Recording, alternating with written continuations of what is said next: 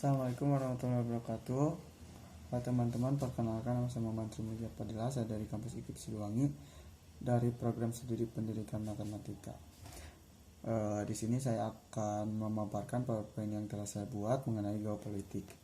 Di dalam PowerPoint ini saya mengangkat 5 poin yang akan dibahas. Yang pertama geopolitik, yang kedua unsur utama geopolitik, yang ketiga geopolitik Indonesia, yang keempat konsepsi dasar ketahanan nasional, dan yang kelima wawasan Nusantara. Nah, yang pertama ada geopolitik. Apa sih itu geopolitik? Dari bahasa Yunani, geo yang berarti bumi dan juga politik yang berarti politik. Secara luas merujuk pada hubungan antara politik dan teritori dalam skala lokal atau internasional. Nah, geopolitik itu bisa di lokal maupun internasional. Secara spesifik, geopolitik merupakan metode analisis kebijakan luar negeri yang berupaya memahami, menjelaskan, dan memperkirakan perilaku politik internasional dalam variabel geografi. Adapun sistem politik atau peraturan-peraturan dalam wujud kebijaksanaan dan strategi nasional yang didorong oleh letak geografis suatu negara atau geopolitik juga disebut dengan wawasan Nusantara. Nah, dalam geopolitik ada 4 unsur pembangun.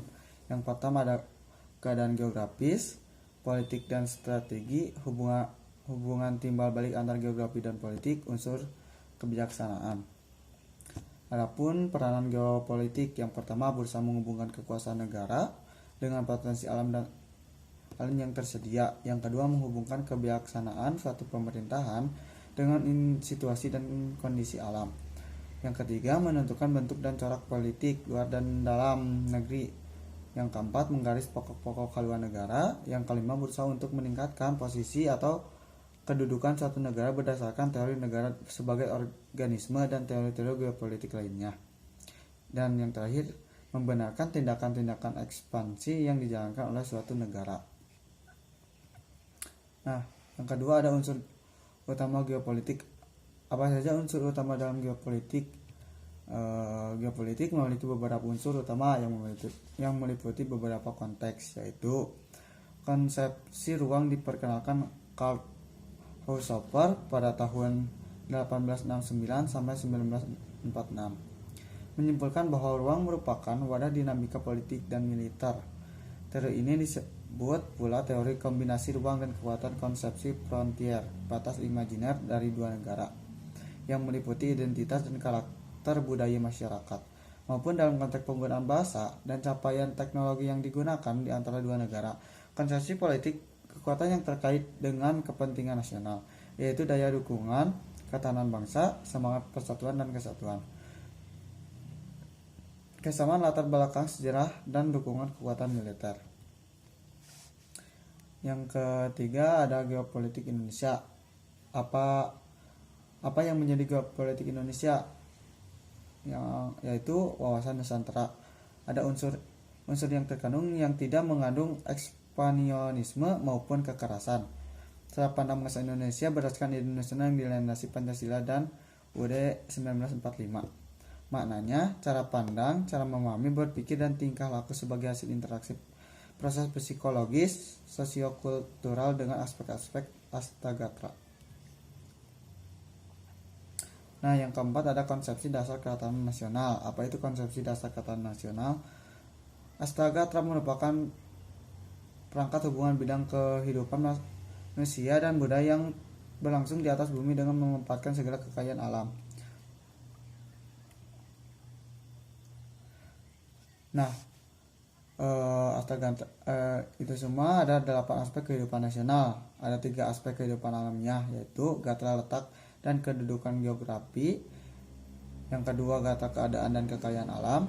Yang ketiga gatra keadaan dan kemampuan penduduk. Nah, itu dari aspek kehidupan alamiah. Adapun dari aspek kehidupan sosial, yaitu ada 5, yaitu gatra ideologi, gatra politik, gatra ekonomi, gatra sosial budaya, dan juga gatra pertahanan dan juga keamanan. Nah, yang terakhir ada wawasan Nusantara. Apa itu wawasan Nusantara? Secara etimologis berasal dari bahasa Jawa. Wawas berarti pandangan, nusa berarti kesatuan kepulauan, dan antara berarti dua samudra. Bisa disimpulkan bahwa wawasan Nusantara itu yaitu pandangan dari kesatuan kepulauan di antara dua samudra. Nah, menurut TAP MPR 1999, cara pandang dan sikap bangsa Indonesia tentang jati diri dan lingkungan yang mengutamakan persatuan dan kesatuan bangsa, serta kesatuan wilayah demi tercapainya tujuan nasional. Secara umum, cara pandang atau cara melihat kesatuan kepulauan yang terletak di antara Asia dan Australia juga dua samudra Hindia dan juga Pasifik. Tujuan utama wawasan Nusantara, tujuan ke dalam, menjamin persatuan dan kesatuan di segenap aspek kehidupan nasional, baik aspek alamiah maupun aspek sosial. Tujuan keluar, menjamin kepentingan nasional dalam era globalisasi yang kian mendunia maupun kehidupan dalam negeri dan turut serta melaksanakan ketertiban dunia berdasarkan kemerdekaan, perdamaian abadi, keadilan sosial dengan sikap saling menghormati. Seperti yang tertera di UUD 1945. Nah, fungsi wawasan Nusantara ada wawasan HANKAM nasional, wawasan kewilayahan Indonesia, wawasan pembangunan, konsep ketahanan nasional. Adapun asas wawasan Nusantara ada yang pertama solidaritas, dua kejujuran, ketiga keadilan, keempat kesetiaan, kelima kerjasama, dan keenam kepentingan yang sama. Implementasi wawasan Nusantara ada bidang pertahanan dan keamanan, bidang politik, bidang ekonomi, dan juga bidang sosial. Tantangan implementasi wawasan Nusantara ada perkembangan pesat teknologi, kapitalisme, pemberdayaan masyarakat. Nah, mungkin sekian yang dapat saya sampaikan. Mohon maaf bila banyak kesalahan. Terima kasih. Saya Muhammad Munjid Fadilah. Wassalamualaikum warahmatullahi wabarakatuh.